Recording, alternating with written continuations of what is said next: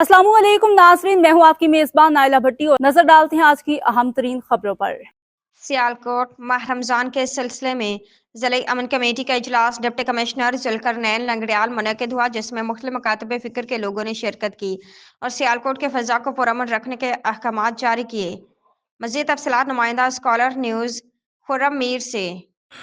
जी, सियालकोट माह रमज़ान के सिलसिले में ज़िली अमन कमेटी का इजलास डिप्टी कमिश्नर सियालकोट जुल्करनैन लंगड़ियाल मुनक्किद हुआ। इजलास में मुख्तलिफ मकातब फ़िक्र के अलावा क्रिश्चन, हिंदू और सिख कम्यूनिटी के मेम्बरान भी शरीक हुए।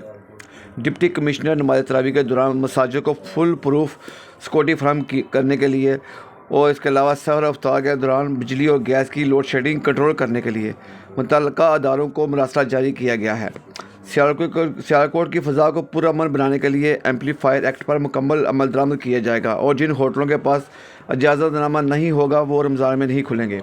नमाज तरावी के दौरान खेलों के टूर्नामेंट मुनक्कद नहीं किए जाएंगे ताकि इबादत में खलल ना पड़े।